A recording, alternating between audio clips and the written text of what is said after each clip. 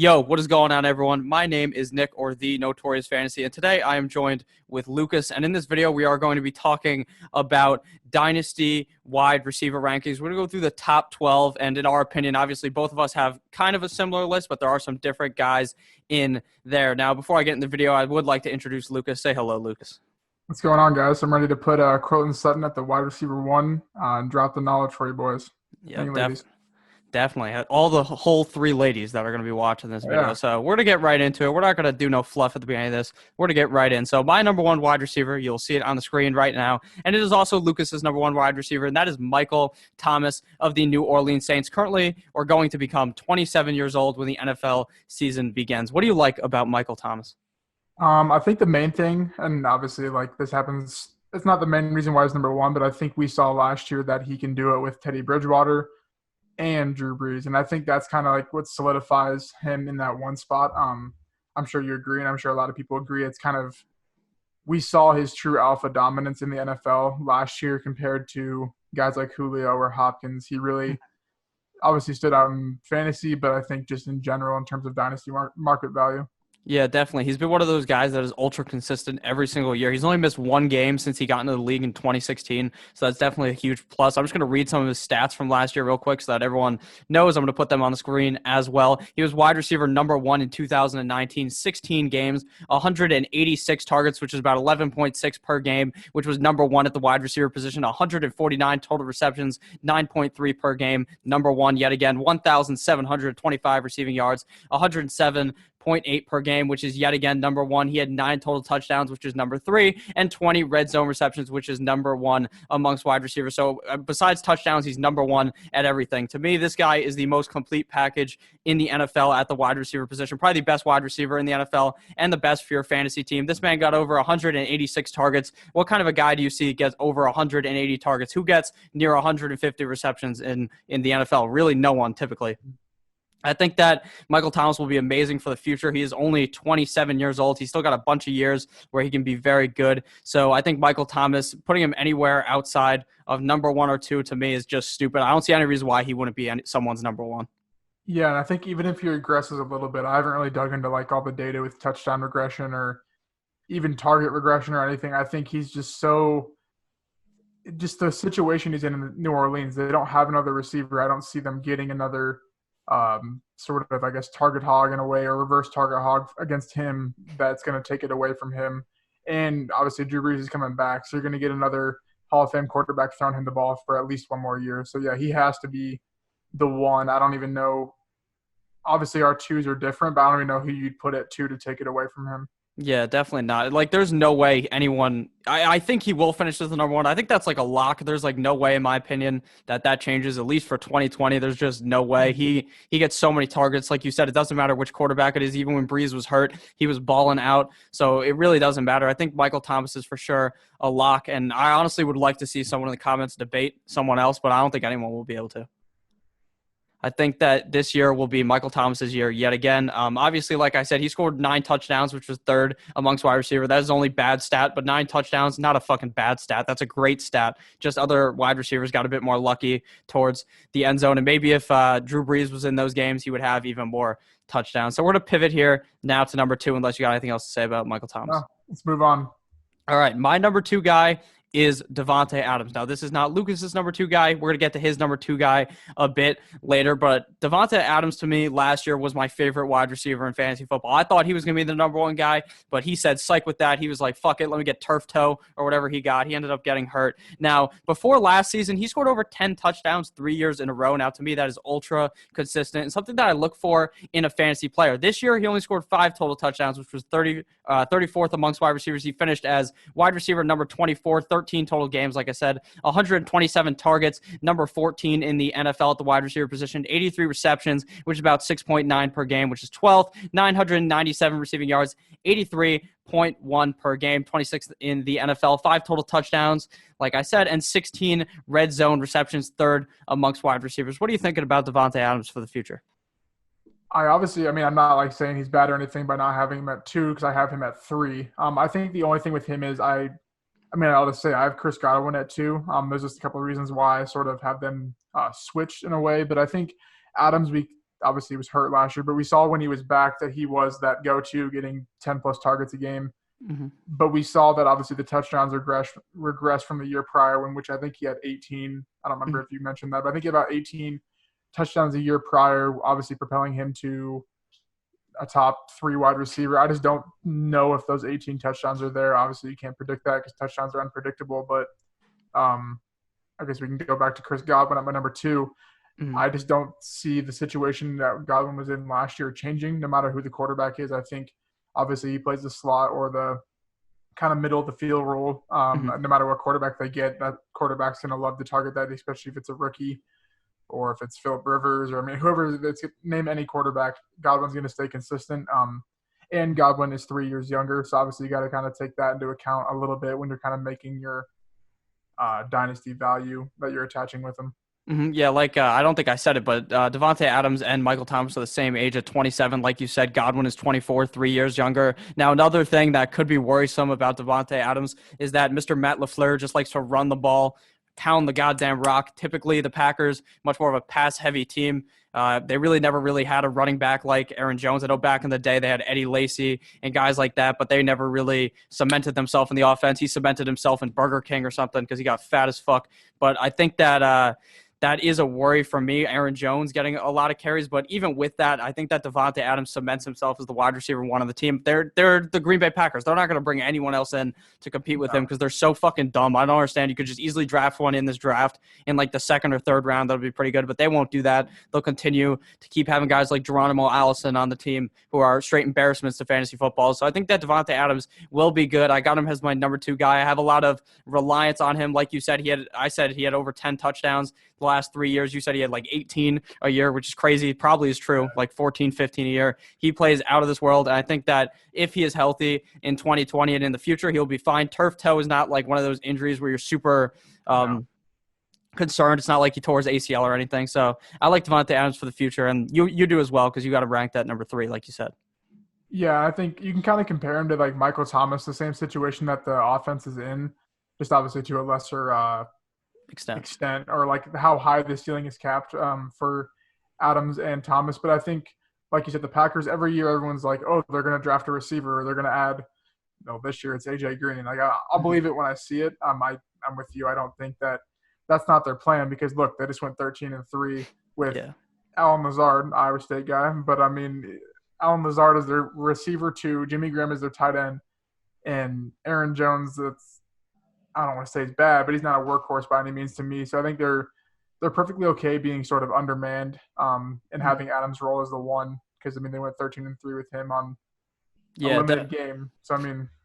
Definitely. Yeah. I think that last year the Packers were a bit fraudulent, to be honest with you. They're 13-3, very fraud, at least to me. I do worry that they are going to be worse next year, but how much worse? Like if you go from 13-3, you're 10-6, you're still going to do good. Your Davante Adams will still perform. So I really definitely like Davante Adams. Now, right here, we're going to pivot to my number 3 guy, who is Lucas's number 6 guy, Tyreek the Freak Hill, 26 years old, Kansas City Chiefs wide receiver. Now, to me, the reason why I like Tyreek Hill is I just think the speed kills. Obviously, he's a guy that's, when he's playing, he is just destructive in fantasy. He could be a guy that wins you a week by himself. He's one of those guys that can individually carry your team to win the game, like a guy like Christian McCaffrey who can do the same exact thing. Now, his stats do not tell a very good tale at all. Wide receiver, number 30. He only played 12 games in 2019. 88 total targets, 7.3 per game at 43rd best at the wide receiver position. Only 48 receptions, 4.8 per game, 36th in the NFL. 860 receiving yards, 71.7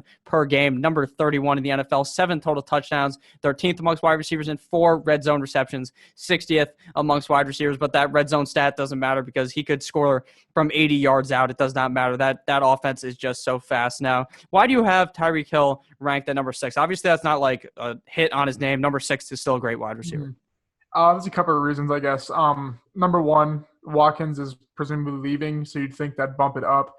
But then you have to look at who's going to be taking Watkins' role, which will be McCole Hardman, a very similar wide receiver. And I'm not saying they can't have 2 downfield burners.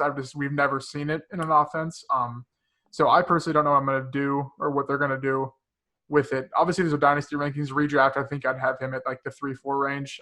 It's just kind of a knock on the future outlook with them. He only held a 22% target market share last year, so he is far from an alpha receiver, even though he is the wide receiver one on the team.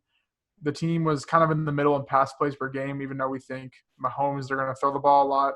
So it's just kind of I don't want to say like a concern or a question mark, but it's just kind of like a pause or a hold and wait to see if they maybe do draft another receiver to replace or to kind of – because DeMarcus Robinson's also a free agent. So if they lose two receivers, they're obviously going to need to draft one. Maybe they draft an alpha guy. Like a lot of Denzel Mims hype has been coming in. They might try and target him in the late round one. That would obviously kind of take away a little bit of that red zone work. So it's just kind of like I'm sort of waiting and seeing how it's going. Obviously, I don't know his direct ADP of where he's at right now in Dynasty leagues, but I think it's probably enough to top two. Yeah, top two like, rounds. I don't know. I would definitely take him at his ADP. I think I would just rather wait and kind of find value elsewhere with the receivers. Yeah, definitely. Another thing that can worry you is, like, I know obviously a lot of people, not many fucking podcasts are going to tell you this, but this guy's kind of crazy off the field. That's something you're going to have to worry about. Obviously, it's a dynasty league. You don't want him to do something that you don't want him to go boxing again and potentially screw up your fantasy team. So obviously that's something to worry about. Another thing to worry about to me is they just have so many fast guys on the team, so anyone could have the game. Tyreek Hill, to me, does have those games where he's down, but he also has those games where he's up that are going to elevate him to be so high in my rankings. I think number 3 is definitely a fine spot for him, but I obviously don't hate you having him down at number 6. It's not super clear to me where you should really put him. Yeah, and you really the difference between 2 and 3 and 6, it's not like we're like completely tear gapping him like 2 tiers or anything. They're all wide receiver ones in Dynasty. Yeah, definitely. Now, to pivot here to my 4th guy, who is also Lucas's 4th guy. We're right here. We're geniuses. We got Houston wide receiver DeAndre Hopkins, who is also 27 years old. Tyreek Hill was 26, 1 year younger. What do you like about DeAndre Hopkins? Well, coming into last year, I was like locked and loaded. I feel like he had to be the wide receiver 1 in Dynasty. I don't know his ADP last year. I'm assuming it was wide receiver 1. Michael Thomas was sort of undervalued, just because people didn't know like what was going to happen when Drew Brees retired and all that stuff. Hopkins kind of like, I don't know if you watched Houston games or PB reviewers watched Houston games. He kind of like changed roles in the offense. He kind of went from like the downfield wide receiver to like a screen guy. I don't really know. Like we'll have to kind of see how that plays into this. I don't really know if that's like a complete change to the offense or really what happened. But he was still a top 5 wide receiver in redrafts and Dynasty. Everything last year. And I think he's literally going to be Julio, I think, in the fact that he's going to play until he's 34. He's always going to be a top, I want to say 20 wide receiver.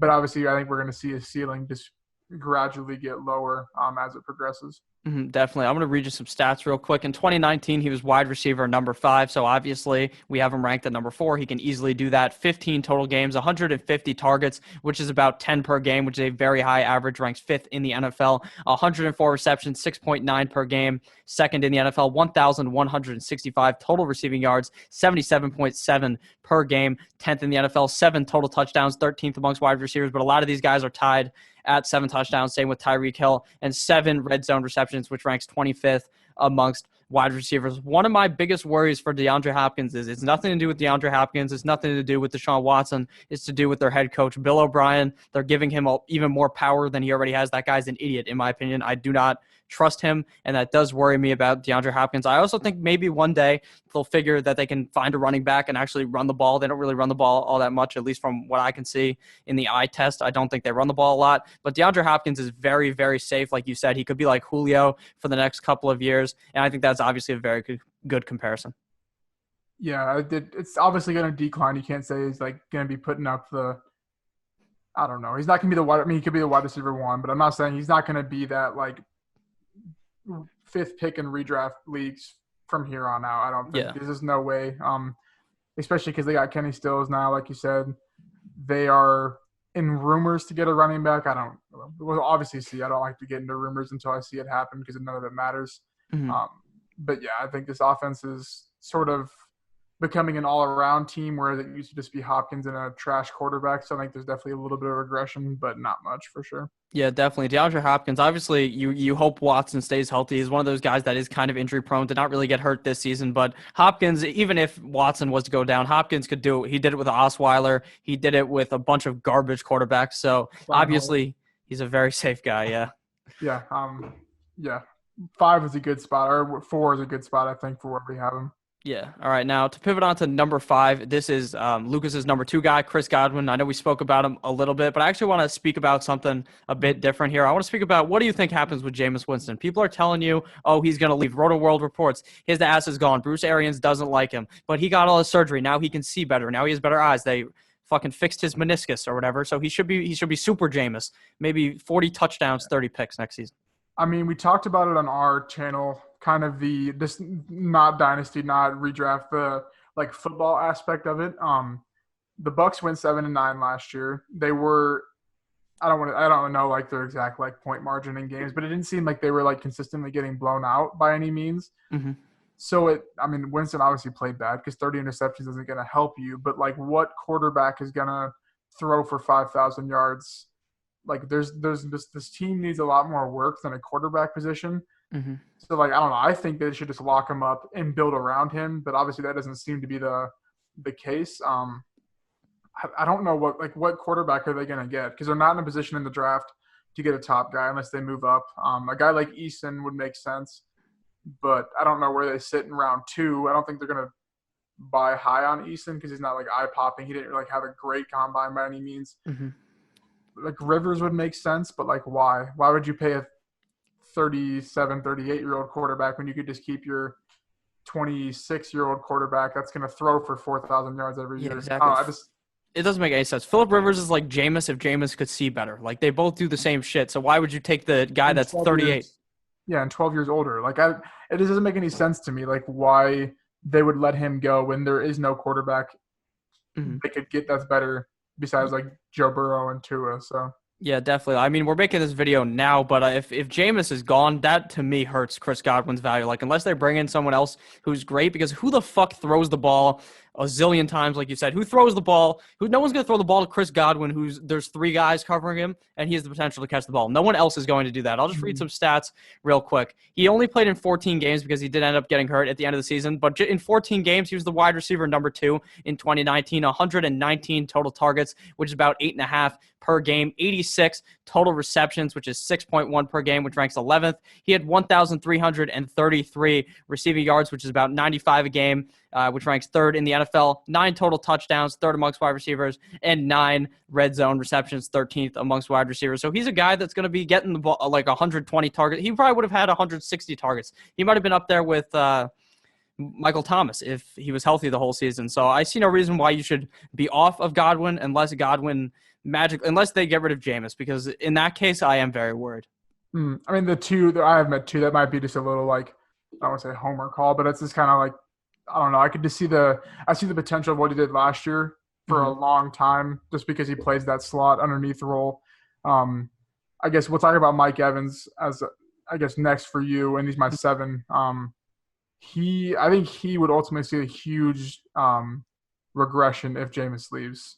Yeah, I completely agree. I don't think I said Godwin's age. Godwin is 24 and Mike Evans is 26, my 6th ranked guy. Now, Mike Evans, just like you said, his regression will be there as well if Jameis leaves, because I think one of these guys will perform still very well if they bring another quarterback in, but which guy is it going to be? They're very close to me in my rankings. I could see if I'm in a redraft league, I think I like Evans slightly more than Godwin, but we're talking about Dynasty here. Evans has had over 1,000 yards every single season he has been in the league since 2014. So that's just outstanding consistency from a guy whose quarterback is blind. In 2019, he was wide receiver number 15. He played in 13 games, but to me, that's kind of like a fake stat because he had like the flu for the first 2 games. He wasn't really doing anything. He was kind of just a decoy out there, and they still rolled him out there. People played him in fantasy, and he screwed him over. He had 118 total targets, 9.1 per game, 67 receptions, 5.2 per game, 1,157 total receiving yards, which is about 89 per game, 12th best in the wide receiver position, 8 total touchdowns, 7th amongst wide receivers, and 8 red zone receptions, 18th amongst wide receivers. Why do you like Mike Evans? Well, like I said, obviously and tied to the regression with Jameis Winston. He's a huge air yards guy. Obviously, I think I kind of mentioned that on last episode. He was third in air yards last year. Obviously, that kind of ties into Mike Evans or to Jameis Winston's lack of brain in the head. We think Gunsling. Yeah, like and he did that only 13 games, so it's definitely like he probably would have been number one if he would have played. But we're not gonna like injuries happen, whatever. Yeah. But like I was saying, I don't know what quarterback would come in and give him the 1,700 air yards in a sense. I mean, Rivers might for like 1 year. Yeah. But obviously we're talking dynasty. You got Mike Evans for the next 12 years. I mean, I think he'll play till he's at least 35. That's 8 years on your team. Then they're going to be in rebuild mode, getting a quarterback that's not going to just yuck the ball downfield because he wants to make the money, have a career. So there's just a lot that goes into it. With that being said, I think I would still maybe buy him low right now. I don't have like his ADP or anything because I think they're maybe if Winston leaves, maybe you just snag him real quick for low and then maybe they sign, I don't know, like anyone. I just think that I think he'd be a lock for 1,000 yards because they're going to make that happen. But I think those boom games where he's putting up 240 and 2 touchdowns are very limited because I think the whole offense will take a step back in general. Yeah, like you said, Evans could potentially be a buy low candidate because a lot of people are very on Chris Godwin. Like you have Chris Godwin at number 2, and then you have Mike Evans at 7. Obviously, that doesn't mean too much because they're not like super far of difference. But a lot of people view Godwin as so much better than Evans. Evans is only 2 years older. He's still got a bunch of years in the league, like you said. So I think that Evans will be a very hot commodity in fantasy football for the next bunch of years, as long as they get into their head that they need to keep Jameis Winston for all of us fantasy owners. I agree. All right, so the next guy on my list is number 7, DJ Moore, 22 years old in Carolina. Now, I have him at number 7. Lucas over here has him at number 5. Why do you feel like DJ Moore is above a guy like Tyreek Hill and Mike Evans for you? Oh, man. Well, first off, he's 22 years old. Let's just start off with that. You can tie him as probably as priced in dynasty leagues, which I don't think has caught up to him yet in terms of like where he should be in value just because his season, I don't want to say it was underwhelming because he finished as wide receiver 16, but it was promising in a sense for the way we kind of saw it kind of play out for him.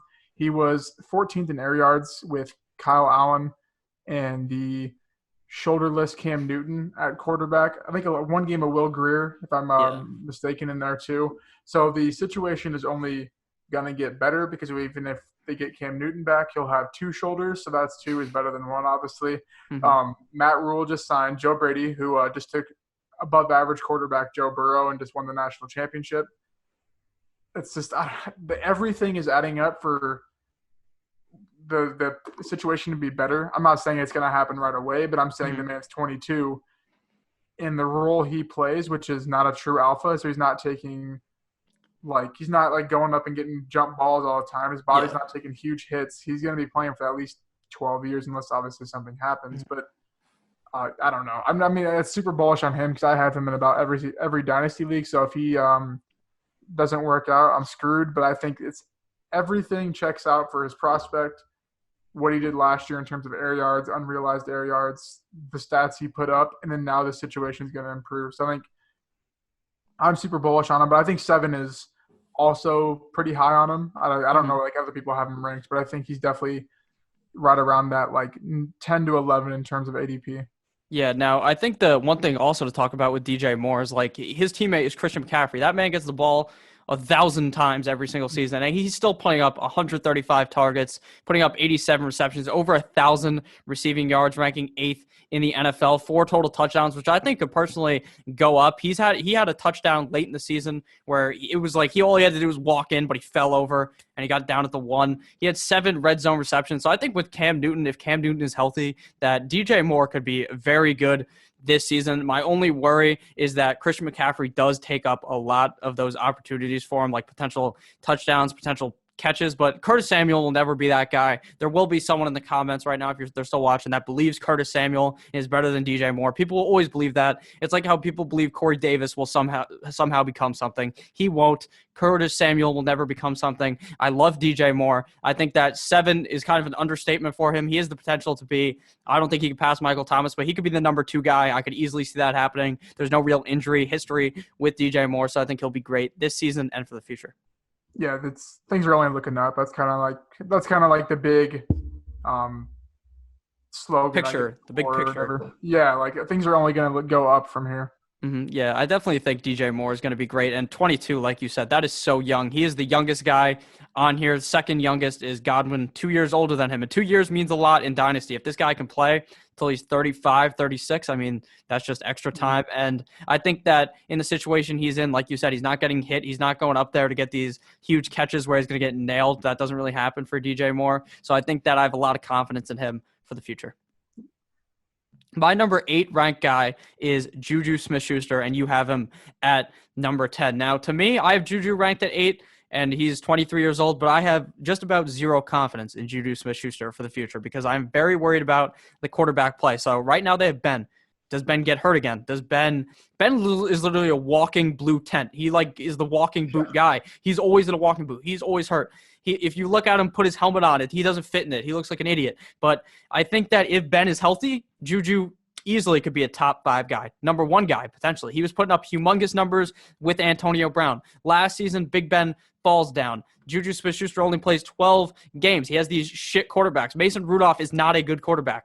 Sorry to tell you, Duck Hodges, not a good quarterback. But at the end of the day, JuJu still put up some okay games. I mean, he wasn't great because they do have these other wide receivers around him, which also slightly worries me. Guys like Deontay Johnson, James Washington, who to me I like in Dynasty. I like Deontay way more than James Washington, but they're both young guys. These are all a bunch of young guys. The one thing that is very good for the Steelers is that besides their quarterback, their core is very young at the just every position. James Conner is very young, and all the receivers are very young, so that's obviously bodes well for him. I'll read some stats real quick. He finishes wide receiver number 16 in 12 games, but his wide receiver 16 was not flashy at all. He really did not do much. He had games where he did nothing. 72 total receptions, which is about 6 per game, 72 targets, I should say, 42 receptions, 552 receiving yards, 3 total touchdowns, and 4 red zone receptions. So what are you thinking about JuJu?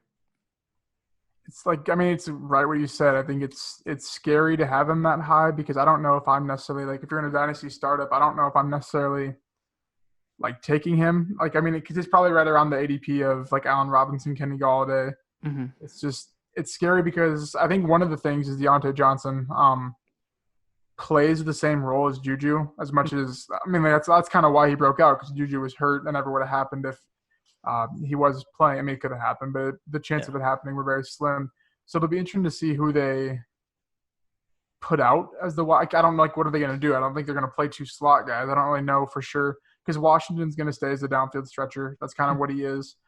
I don't know what they're going to do with that, but he is 23, so that does have to play into it a little bit because who knows? He could be in 2 years on a different team just for whatever reason. Name any reason that he'll be on a different team. But yeah, they have a ton of holes to fix. As much as we don't think they do, they don't have a running back in the long term. Mm-hmm. Well, shoot, they don't have a quarterback in the long term. Like, who knows what they're going to do there? Like, Big Ben is. I mean, if you guys saw the Twitter video the other day, he could like barely 2-step drop walking. Like it was terrible. Like they're like welcome, like ready to be back, and he's lobbing the ball like that. So it's very concerning. Mm-hmm. But the Steelers, like you said, the core is amazing. That defense is insane. Mm-hmm. To do what they did last year with what they had is crazy. Tomlin's a good coach. They have a good O-line. They always have a good O-line. So I think if they can insert a quarterback, I would think they're going to target free agency at like a Teddy Bridgewater or a Mariota or something like that. They can get cheap. Mariota, oh God.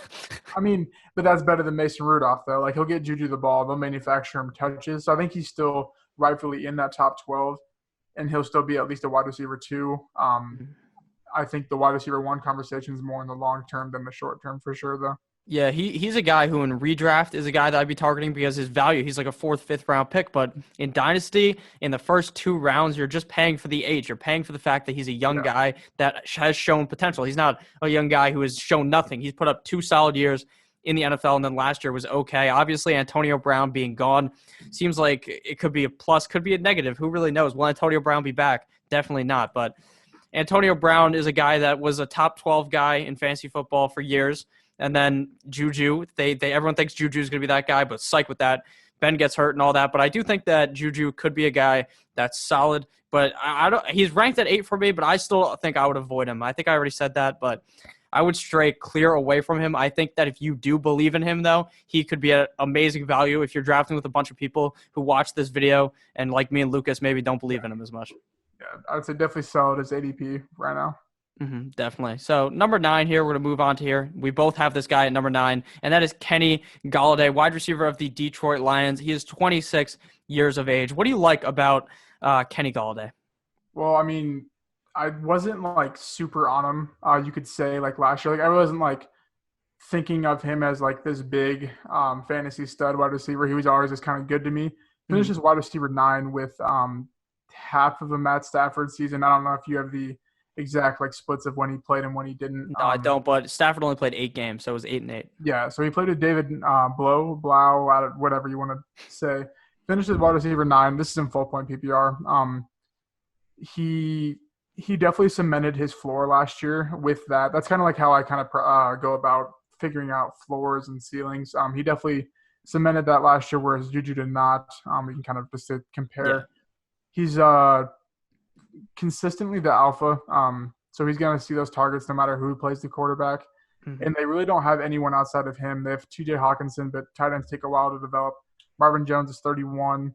I don't know. He's just an overall like good, I think, lock for a late wide receiver 1 in redraft, and I think Dynasty for the next couple of years, just with the state of what he's in and with the team, the overall team state, I think is definitely positive for him and trending up if Stafford comes back healthy. Yeah, definitely. I think if Stafford's there, I'm very in on him. Now, I know obviously he scored 11 touchdowns last season. You can't just say, oh, next season's going to score 11 as well. But he was by far the guy that Blau or Stafford was looking for in the end zone. He played in 16 games. He has not really had too much injury history. 116 targets, 21st at the wide receiver position, 65 receptions, 29th. But obviously he got 116 targets. But the fact that he had David Blau means you're not going to be getting as many receptions. Like I said, 11 total touchdowns and 8 red zone receptions. So Kenny Golladay was very good. Something that does worry me a bit, I know you're not very worried about who's the other guy, Marvin Jones. You're not very worried about him. I kind of am, because there were some games this season where Marvin Jones blew up and Kenny Golladay took a big dump in your lineup. But overall, pretty much aside from those 2 games, he was very consistent, and I think that Kenny Golladay will be a guy for the future that's great. The only thing going against him is that he is a Lions wide receiver. He may be tired of losing. He may just retire when he is 30 years old. That is true. I mean, who knows? And they might just keep turning out a stat. Well, I mean, I don't know. If they get Tua, that might be some boost there, but they are not looking good as a franchise for the future. Yeah, definitely not. They're a cursed franchise that all their best players always retire. So I would say Kenny Golladay might be out there by 30. He may just retire. He's very good. I like watching him on film, on tape, just watching the game. He's a very good guy. But if Stafford isn't there, I would be very worried, especially depending on who they get as their backup. If they got a guy like Teddy B, then I guess I'm not as worried. But if they try to roll out Jacoby Brissett or something, like they let go of Brissett, I can't stand Brissett. I don't know how. I think Kenny Golladay would explode if he had Brissett, but not in a good way, not a good explosion, like a death explosion where you don't want to start him. Yeah, he's going to be terrible. Yeah. So the next guy we're going to talk about here is number 10, and he's not even on your rankings. And I didn't even want to put him on here because I hate the guy. His name is Odell Beckham Jr., wide receiver of the Cleveland Browns, 27 years old. Odell Beckham, to many people, probably think he's 25 years old because he just looks young. He's a young-looking guy. But you know what he didn't do last year? He did not produce. He had one good season. I'm going to tell you that, folks. He made one good catch, and that's why he is where he is now. I do not like Odell Beckham Jr. I do not trust him. Off the field, he's doing all types of dumb shit. A couple of years ago, we saw him snorting that Coke with the strippers. We didn't see him snorting it, but it was on the pizza box. It was there. He definitely snorted it. I hate the guy. He was on the yacht. He was doing all this bad shit. Don't trust Odell Beckham Jr. He'll fight the net. He's just not a trustworthy guy to me. On the Browns, even more so. He's on the Browns. He's not on the Giants. He's on a team where Baker Mayfield, we're going to talk about him in another video. You can watch that. But Baker Mayfield is a guy to me that could be very hit or miss for the next couple of years. I know they're bringing in new coaching, but they seem to bring in new coaching every single year for the Browns. Odell very much worries me. His talent is very good. I just personally do not like the guy. I got him at number 10. I'm going to read some of his stats here because his stats do sound pretty good, but the year he put up was not too hot. Wide receiver, number 25, 16 total games, 133 targets, 8.3 per game, 12th at the wide receiver position, 74 total receptions, 18th at the wide receiver position, 1,035 yards, 23rd at the position, 4 total touchdowns, 43rd amongst wide receivers, and 5 red zone receptions, 42nd amongst wide receivers. What do you think about Odell? Well, let's start off with yes, he had 1,000 yards receiving, but that was on 133 targets. So like it was. I mean, I mentioned this in the last episode and all season of my podcast. I was just off the Browns, just in general. He was second in unrealized air yards. Basically, what that means is it's air yards minus your receiving yards. So obviously you want a negative number. Mm-hmm. This varies from receiver to receiver because obviously there's like your downfield stretchers or your underneath guys. But Curtis Samuel was number one to kind of put it into perspective Mm-hmm. because they were just chucking the ball downfield. Well, Kyle Allen was chucking the ball downfield to Curtis Samuel. So that's going to go. But he was like, I mean, I don't know. I don't know why it didn't work last year. Like they had everything they needed. They had a tight end, 2 running backs, 3 running backs when Dontrell Hilliard was healthy. A quarterback. Like I don't know. Obviously the O-line sucked, but that doesn't mean your receiver sucks. Like you see O-lines that are terrible. Hopkins used to play with the worst O-line for 4 years of his career. It's just I don't get why it wasn't there because all the numbers lined up. Like if you're checking off a box for a number one receiver, got 1,000 yards, check. Targets, yep. Average at the target above 10, check. Target market share above 20%, like check. Everything's there, and it just didn't click. And I don't want to just say, oh yeah, like it's going to now because why would it going? Why is it going to change now? Like there's no reason for it to change. Exactly. And a lot of his yards come from that one game against the Jets. He went crazy. It was like week 3. He balled out against the Jets, and then he didn't do shit. Like the rest of the games, he was very disappointing. He was a guy that if you had him, you probably had to start him, but you were like praying to the fantasy lords that he did something because of how shit he was a lot of these games. I don't trust Odell. I got him ranked here because of his age, because I see the potential in him. I just don't know if the Browns could fulfill that potential. I know after every single game, he will tell the other quarterback, hey, come trade for me. Come get me. Maybe if he goes to another team, maybe wherever Jameis goes, if Odell's there, Odell's the wide receiver 1 because he's just going to heave the ball to him a million times. But where he is now, I'm very worried about Odell. I think he will finish inside the top 15 at the wide receiver position. I think he'll be fine for years to go. That's why I got him, because he'll probably be consistently over 1,000 yards. But he will have shit tier games where he screws you over. Yeah, and you got to look at Jarvis Landry's going to be there for a while, probably the rest of his career. He's going to have the consistent 1,000 yards, ever so many targets that he's had every single year of his career. Kareem Hunt's back. Chubb's back, probably. Yeah, with Stefanski, I think they're going to feed Chubb. I don't know. It's just it's not there for me. I made consistency charts, and I just labeled them good and beast for games. So good is 16.1 to 23.9. He had 2 games in that category. Beast is 24 plus. He only had 1. So the rest were below 16 or fewer. And I mean, I don't know how people like to draft, but when you're drafting a guy, do you like drafting your wide receiver 1 at the guy that's not going to give you more than 16.1 points on probability? So I mean, I don't know. It's just, and I texted you. I was like, things are looking. Some of the research I was doing, I was like, it might be looking better. And the more I kind of thought about it, I was like, yeah, I don't really know. So I'm not saying he's like super far off in my rankings. Like if I had to give him like a fair ranking, I'd say like 14 or 15, but I'm not drafting him anywhere unless I get him at like 25 plus wide receiver. I'll definitely find value somewhere else. Yeah, I completely agree. I would not really touch this guy, but I don't think you can I know we even did a video about this, the buy or sell. Like you can't sell him. You can't fucking sell him for anything. And if you hold him, you might get fucked. Can you buy him? You can't do anything with the guy. He's just I'm just very concerned about him. And I think that his age is starting to get up there. And for out of the 27-year-old wide receivers I'm looking at, he's by far the worst. Michael Thomas, 27. Adams, 27. DeAndre Hopkins, 27. He's by far the biggest bum out of those guys. I think that he could be great. I could see a world where Odell Beckham is like the number 5 guy in fantasy football, but I could also see a world where he's stuck in limbo again at number 25. And I think here's the thing with that, too. I think wait till they draft an offensive lineman, which they should if they pick 10. It's kind of lining up like that. Wait till the offseason hype builds up a little bit about like, oh, they're clicking, looking good, and then flip them. Take your profit then and just move on and just get out of the toxic situation. Maybe you could flip him into a Kenny Golladay or, I don't know, a Mike Evans if I don't know, literally anything. Just take your bank, turn your stock in and cash out for sure. Yeah, definitely. Do not want anything to do with Odell Beckham Jr. Now coming down here to number 11, we both have the same man here, and that is Julio Jones, wide receiver of the Atlanta Falcons. Now he is getting up there in age. He's the only guy in my rankings that is plus 30 years old. He is 31 years old. Now Julio Jones is going to be one of those guys to me that is going to be ultra consistent year in and year out. But the real question with him, how many more years is it? How many times could he be one of the best wide receivers in the NFL and the Falcons just continue to be disappointing? Will he ever lose his shit and just retire?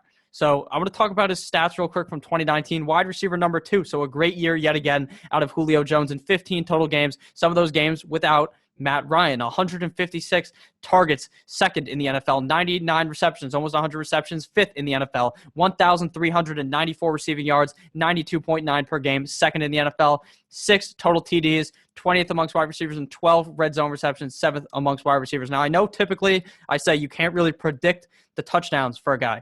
For Julio, you can. This motherfucker will never score 10 touchdowns. When Matt Ryan gets in the end zone, he doesn't see Julio. He goes blind, or he throws it way over his head. I don't know if you remember from the playoffs against the Eagles, throw it over his head. The couple of games before that, the season prior, same shit. He just can't find Julio in the end zone. I think Julio will be very safe for you for maybe 2 years, but he's a guy that the age is obviously a concern. Yeah, I mean, I think it has to say something that he's the only guy, even above like 27 in our top 12. In terms of the way I play Dynasty, I build a lot of teams around him. I have him in a lot of teams, and it makes sense. I mean, you got to build youth and veteran. You got to just do it all. You can't have just youth or all veteran. It works maybe once, but you're obviously playing Dynasty. It's a whole 20, however long you want to play Dynasty. We're not going to set anything on it. But yeah, like you said, I think you said that how long do you think he can keep playing like this? I think as long as Matt Ryan's there, as long as Dirk Cutter's the OC, as long as he's not really – I don't want to say he's not competing for targets because Ridley's kind of his own type of player. They're both very separate like alphas in a sense. I think he's always going to be consistent. But I think he's always going to be kind of capped as that top tier 2 guy. I think there's never going to be – or even like tier 3 now. He's never going to – I mean, he could prove us wrong. He could put up 10-plus touchdowns, and if he does, holy cow, I don't even want to see what those stat lines are. Yeah, I mean, Hooper may be gone, so that could prove to be better for Julio. But even if Hooper's gone, he'll throw to some other random guy. Yeah, so I think he's definitely guaranteed in what he gets every year. I was 156 targets last year. He got a little shy of 2,000 air yards. It's not going to change unless he tells the organization it's going to change by retiring. I think he's set in stone.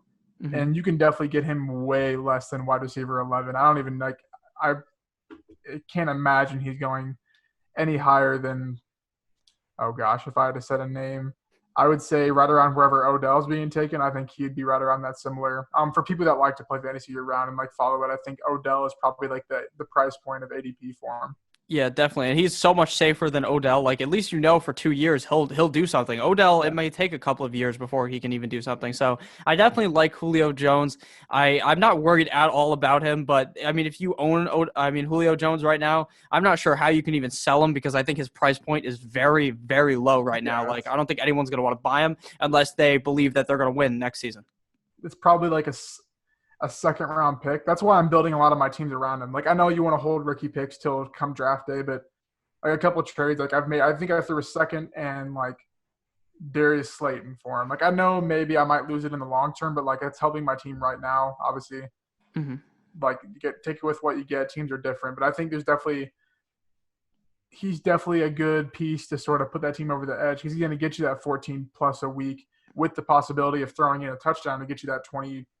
25 plus. Like, I mean, it's just safe. I think it's kind of the way to put it at him, and I think we've touched on all that for him. Okay, yeah. So the next guy we're going to pivot here to is my number 12 guy, but there will be a number 13 guy because he's Lucas's number 12 guy. But Amari Cooper is number 12 for me, 25 years old of the Dallas Cowboys. But is he a Dallas Cowboy in 2020? That is the question. Lucas has him ranked as the number 8 overall wide receiver. Now, to me, Amari Cooper is a guy that, just like JuJu, just like Odell, I would never once draft in my life. He's a young man. He has the potential to become great or even better than he is now. He finished last season as a top 10 wide receiver, number 10, 119 targets, 79 receptions, 1,189 yards, 8 total touchdowns, 6 red zone receptions. He was wide receiver number 10, so he put up a solid season. But he is one of those guys that is going to be up and down every single week. He is not going to have a very consistent, at least to me, from what I've seen, he does not seem like a consistent wide receiver at all. I am very worried about Amari Cooper. I don't know where he goes. I don't know if Dallas, how do they have the money to pay him? Do you think they keep him? We talked about this in the podcast. They don't have the money unless they tag him. Unless he takes less money, but I don't know Amari Cooper, but I know he's not going to do that. Any team he goes to, I think, like especially for redraft, he's going to be, I think, a low-end wide receiver 1, high-end 2 next year. But like you said, I'm never going to take him, especially in Dynasty, because injury history is always a thing with him. Like, I know you can't predict injuries, but it always seems that he's never going to play a full season. Yeah. He's consistent to a point where it's consistency based on the offense. So we've never really seen him – because when he was on the Raiders were good.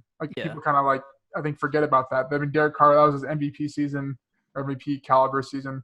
Yeah, before he broke his leg or whatever. Yeah, so I don't know how. Say he goes to, I don't know, like the Jets. Say for some reason he goes to the Jets, which is terrible. Possible. How high can you put his ceiling? Because the Jets aren't scoring 30 points, even 20 points a game for that matter. It's just he's a very interesting case because we've only seen him on a true alpha wide receiver 1 for a team that, when they're passing, they're only throwing it to him, with the exception of last year. We saw Michael Gallup take that step forward because Cooper was hurt. So I think I have him ranked 8th because I think in return, that's a little bit of him returning to Dallas, but I think in return he would have more, I guess you could say, dynasty value than Kenny Golladay and like Julio and JuJu, just an overall career rating. But I am not drafting him unless he's like end of round 2 for sure. And even I don't even know. I don't really know where he goes, but I would definitely find other options. I would just completely pivot off of him. Like, if I saw him there, I'd probably, if I need a wide receiver, fuck it, I'm going to draft a running back because I don't want Amari Cooper. I don't want anything to do with Amari Cooper. I've never liked the guy. I've drafted him multiple times before, and I've always been disappointed. So he's going to be one of those guys that, to me, typically I don't let guys burn me, and I hate them forever, but I hate Amari Cooper. I do not trust him. He, like you said and I said, he's just so inconsistent. Like, he's consistently inconsistent. That's his key. But I think that he has the potential to be very good. He is a very good wide receiver, but just the fact that he's probably not going to be on Dallas is very worrisome. Like you said, the Jets. Imagine if he's on the Jets with Adam Gase.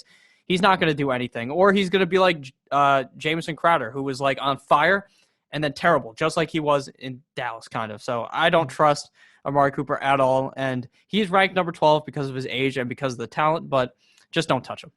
No. Yeah, okay. So the number 12 guy for Lucas, this guy's not in my rankings. I do love this guy, though. That is nothing against the guy. I just personally think that I'd feel maybe a bit safer with Amari Cooper. But number 12, we've got Courtland Sutton, 24 years young, out of the Denver Broncos. What are you loving about Courtland Sutton? Before anyone says anything, yes, this is a little bit biased, and I have the right to do that. He's good. We saw that last year. He's really, really good in this overall football standpoint. But I think kind of where I have him that high is the overall aspect of the Broncos organization and offense going forward. I think is going to revolve around him and Drew Lock. Obviously, they got Pat Shurmur as the OC, and I wrote an article last week about why they need to go add one more wide receiver, completely irrelevant to Courtland Sutton. But Pat Shurmur in the last 2 years as the Giants head coach, threw the ball in 64%. Both 2019 and 2018. Obviously, I don't know if he called the plays ultimately, but he was obviously throwing the ball quite a bit. Could be due to maybe they were losing games, whatever the case is. But they're definitely going to throw the ball because they don't have that workhorse running back. They run a RB by committee with Lindsey and Royce Freeman, so they're not going to be commanding 25, 30 carries a game like some of these people are. But I think you take Drew Lock, who we saw last year, likes to sling the ball with Noah Fant at downfield tight end. Courtland Sutton, hopefully a receiver via draft or whatever, a good receiver, not just a bunch of veterans. I just think it's only going to be looking up for Sutton because, people like to think, say they go get CeeDee Lamb, I don't know, whatever. To say they get him, that's actually going to help Sutton's value in a sense because they're going to draw targets off him. So just in the overall grand scheme, a better team means a better fantasy player most of the time. I don't know. I mean, it's a little biased, but I like Sutton as well. The thing is, like you said, like there's really no one else on the team. Like what's the guy's name? They got Tim a bunch Patrick. of Tim Patrick. They got Deshaun Hamilton. What the fuck happened to Deshaun Hamilton? All right, that guy was amazing in the fantasy football championship, and then he sucked ass this season. Very disappointing. But I'll read you some stats for Courtland Sutton. Courtland Sutton came out of nowhere last season, at least to me. I'm not a Denver fan. I'm a Dolphins fan. I'm not gonna put Davante Parker up here. Davante Parker could be a top 12 guy though. Just so you know. Wide receiver, number 19 on the year, Courtland Sutton, 16 total games. But some of those games, it was a carousel of quarterbacks in Denver. 126 total targets, 15th in the NFL. 72 receptions, 1,112 receiving yards, which is about 69.5 per game. 6 total TDs, 20th amongst wide receivers, and 11 red zone receptions, 9th amongst wide receivers. Courtland Sutton, to me, is a guy that has a lot of potential. I could see him being garbage, though. If I'm being honest with you, I could see him being completely terrible. I could see, because like the Broncos, it doesn't seem like they ever really have just that one guy they throw the ball to. They could just bring someone new in. They definitely have a good run game. You brought up all the stats that make me think he'll be good because they're going to pass the ball a lot. Drew Lock is very good in my opinion. He's a pretty good quarterback, but it's just some things are telling me that Denver, and for some reason, their offense just is never that good unless they have Peyton Manning. Yeah, I think it's kind of – I'm believing in the whole Pat Shurmur signing because I think he's going to have full rights to the offense because Vic Fangio didn't call plays last year. Now you're upgrading at OC. He's not going to call plays again. Yeah. Yeah, I mean, it could wait. I mean, like I said, it could take time for this to boil over, but he is 24. So you still have to kind of build that chemistry. But I think wide receiver 19 in full-point PPR last year with a couple games of Joe Flacco and Brandon Allen and Emmanuel Sanders was there. So I think it's just, I don't know. It's a little biased, but I don't think – like where would you rank him? Like, is he top 15 for you? Yeah, top 15, probably like number 14 or something. Like, he's a guy that I probably would take over maybe Amari Cooper. Like, I know I said I kind of like Amari Cooper more, but maybe for the long run, I think I might feel more confident in a couple of years knowing, like, Courtland Sutton will probably be a Bronco. It'll probably still be Locke. So Courtland Sutton should be fine. But like I said, there are some red flags. Just the fact that the Broncos, when you think of the Broncos, you think of their defense. You don't think about some wide receiver dropping, unless you're talking about like a couple of years ago when Tim Tebow threw the ball to Emmanuel Sanders and he sliced up the Steelers. But other than that, I mean, you don't really think about that. Peyton Manning, of course. But I think that Courtland Sutton definitely has the potential. He's a very young guy, one of the younger guys on our list as a whole. So I think Courtland Sutton has that potential. I don't think he's going to the problem is I can really see him disappointing, and that's what is pivoting me away from him being a top 12 guy, but I do like him. Yeah, and you mentioned the whole Amari Cooper thing. You're going to get Sutton at a discount compared to Cooper, most likely, or compared to him and Julio are probably pretty similar. I'm trying to think of like Golladay, I'm assuming would be going higher than Sutton. Like there's definitely going to be some disparity with that. And there really isn't like set dynasty ADPs because like obviously we have different views. Everyone else has different views. Whereas redraft, it's kind of set in stone with like your tiers because it's a one season projection. Obviously this is over a career. So it's a little bit different, but definitely room for improvement. But I do see sort of where you're thinking on sort of he might just like kind of plateau at a certain spot in his career. Yeah, and something to also think about is like the difference between Courtland Sutton if I have him ranked at 15 and you have him ranked at 12, that's really not that much of a difference when you think about it. It's just all about your personal preference and who you feel might be safer for later in the game. So if I'm going to be honest with you, Courtland Sutton to me is like probably number 13 or 14. And I could see him plateauing, though. I think that the Broncos, they have to be better. They were pretty okay last year. Their defense is good. So I think that Courtland Sutton has the potential to be a great option for the future. So thank you guys all for watching. We have concluded this wide receiver section. You guys can come back in a couple of days. Tomorrow there'll be a different video, but the next day there will be a quarterback video with Lucas. Yet again, it's going to be quite the fun time. So thank you for coming on, Lucas. You can shout anything out right now. Thanks for having me. I don't know if you'll put my Twitter. Yeah, it'll be under you right now. Yeah, just go on there. We got a lot of stuff working. We'll have a lot more of a set plan coming post-free agency I think we're going to work on some stuff as well as my channel too. So just go on my Twitter and you'll find links and all that stuff. Yeah, definitely check out Lucas. We are going to do a bunch more stuff as this offseason continues on. The draft is coming up very soon in a month. So thank you guys all for watching this video. If you enjoyed, please click that subscribe button. Check out my Twitter. I only have 170 followers. I have 3,000 YouTube subscribers. Come on, guys. You make me look stupid on the internet. Thank you very much for watching. Click on one of the videos that's on your screen. There's a million of them. You're going to have a great time.